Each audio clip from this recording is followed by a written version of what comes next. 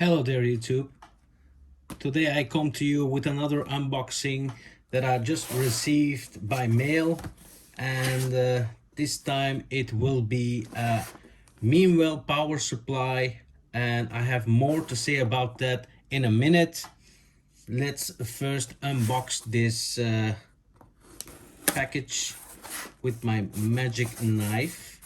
So it was just one cut, pretty clean. Oh, I was thinking to be lucky, but it's 3 cuts, 2, and that's the third one. So first we take these off, and here is the Meanwell power supply. Let's see if it's in good condition. I'm guessing it is. Here it is. Oh, so as you can see, Meanwell power supply. This one is the LRS 350-24, which should fit on my Ender 3 V2. Because there is something, as I was saying, I want to talk about the Creality power supplies that they used to put in Ender 3 V2 models. Nowadays, they come with a Creality power supply instead of Meanwell power supply, as this was one of the main selling points of the V2 version of the Creality Ender 3. But I bought it a couple weeks ago, and guess what? It had the Creality power supply instead of the Meanwell power supply. That's kind of a deal breaker for me when I buy this machine for in new state. So why? Because I'm pretty sure that the Creality power supply is a clone of this one, and there are some differences inside of it, and most likely this one is more valued and valuable. And yeah, Creality is just trying to clone it. Well, they have, and they now putting those in instead of the Meanwell power supply, and they have never said this anywhere. What they did do is they just took away the Meanwell power supply on their page, so it doesn't say it has a Meanwell power supply any longer, but the price is the same. So when you're buying the printer with the Meanwell power supply, it was around 230 euros, and with the Creality power supply, it's the same. Well, sometimes it goes down to 200, but that's only for a couple of days or weeks, and then it bumps up again to 230 here in Belgium. So why did I buy this? Because the stock Creality power supply is really loud, and this one is also loud, but this one is using 12 volts instead of 24 volts for the fan. And what I can do is just put in a different fan in here, a silent fan, and make the printer really quiet again. That's what I'm aiming for, and let's convert this to a 12 volt from, I'll have to check which brand I have now, but let's get to it.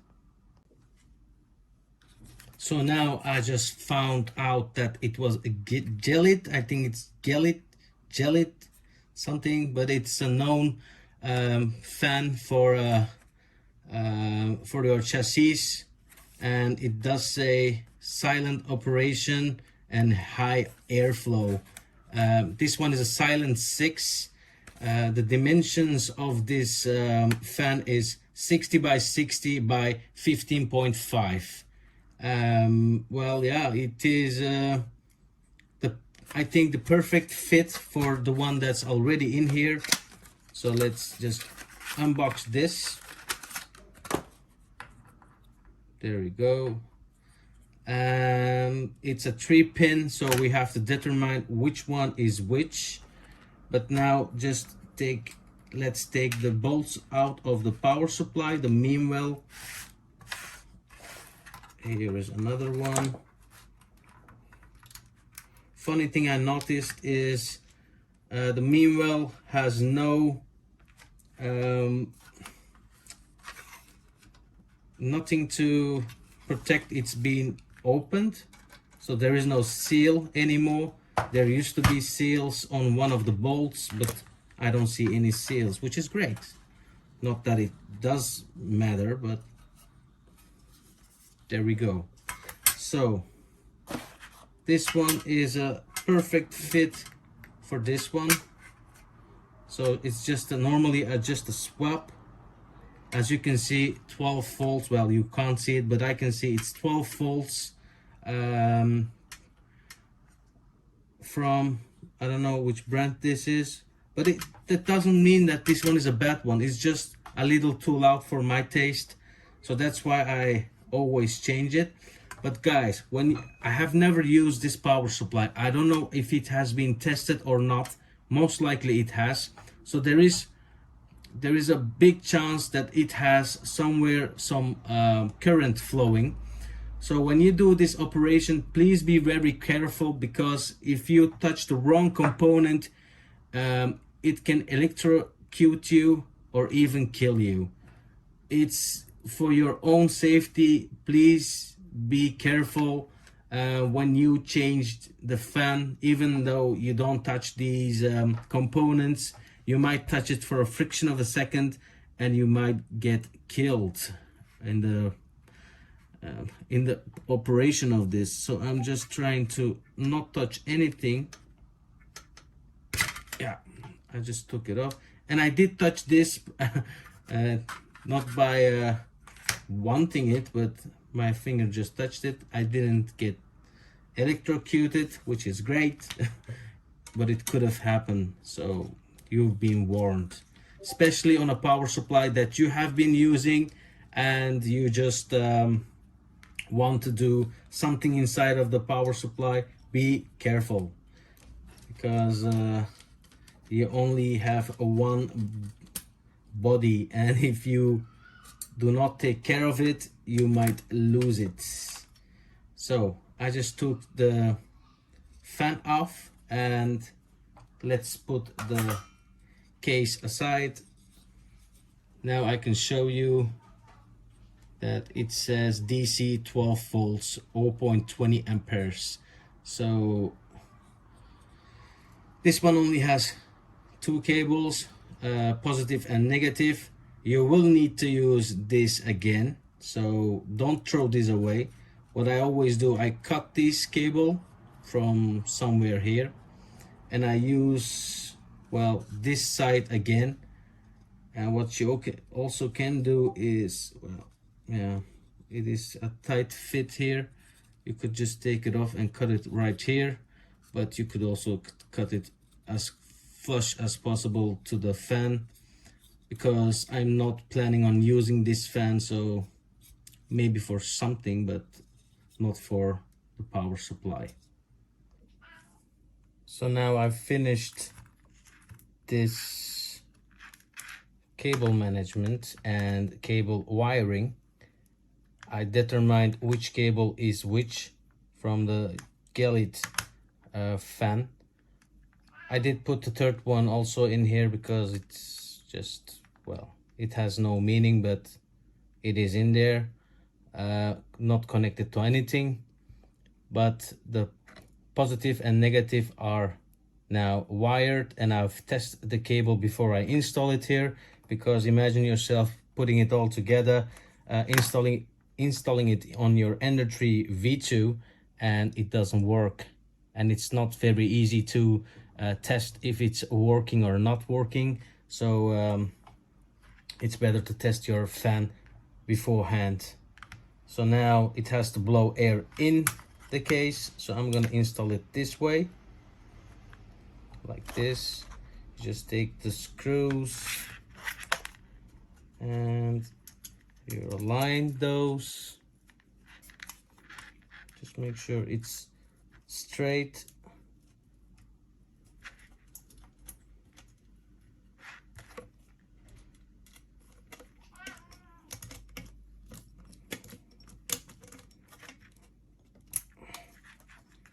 You don't have to over tighten these, because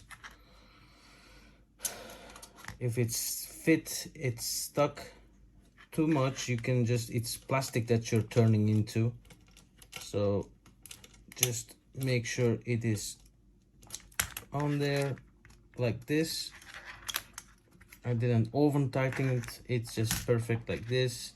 And now we take the power supply and check this notch here. It has to come right there, so I'm just pushing it in very carefully. It's now stuck in. Now what I can do now is I can put this cable like this, a little together,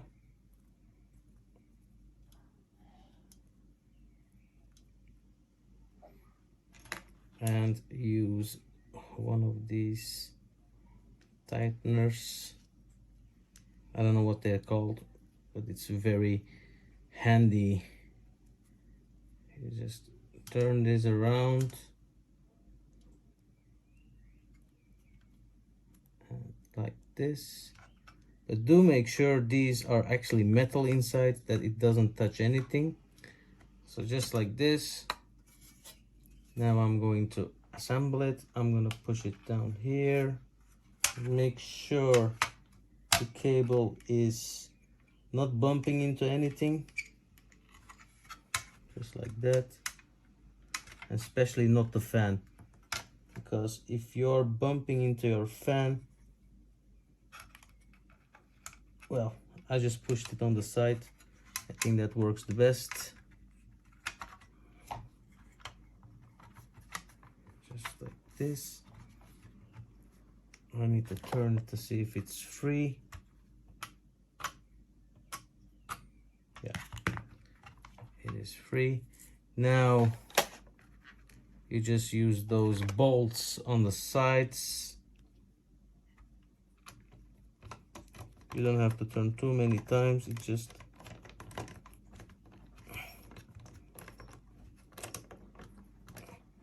well, I'll do the rest, and then I tighten those.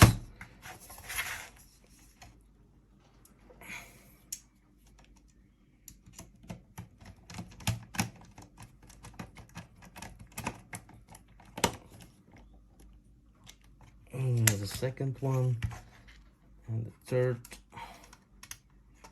one.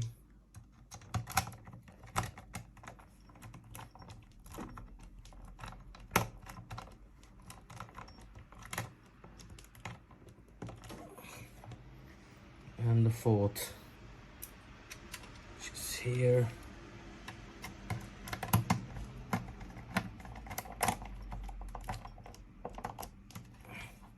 There you go. Now the assembly is complete.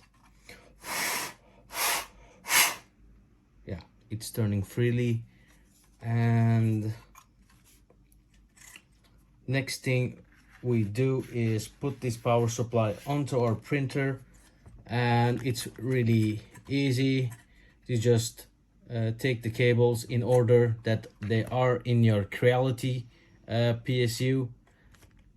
You just put them in here, and then you turn it on. And also make sure, wherever you are in the world, that you have a 110 or 230 in this case. I'm in Europe, so it is on the right spot, because if you don't, you might just do damage. And well, that's it. Now we switched the fan on this to a Gelid Silent 6, and I just tested these, and these are really silent. I was using another brand before, but those were not available, so I went to this. It's a little more expensive. I think I paid around 950 euros for this one, and the other one was around 490. So yeah, it is kind of double the amount for buying, but I think this one is a better quality, and I do want to have a little better quality on my PSU. But yeah, hope for the best. It's going to be installed later on, and I will let you guys know. Anyways, guys, thank you for watching this fan switch video. I hope you learned something, because it is kind of a little dangerous this time for doing this kind of stuff to the PSU. Do it on your own risk, but I did warn you that it might well, shock you, electroshock, or it might even kill you, so be aware about that. Anyways, guys, thank you for watching this video. Hit the thumbs up if you liked the video, hit the thumbs up if you didn't like the video, subscribe to my channel if you would like to see more stuff like this in the future. Bye.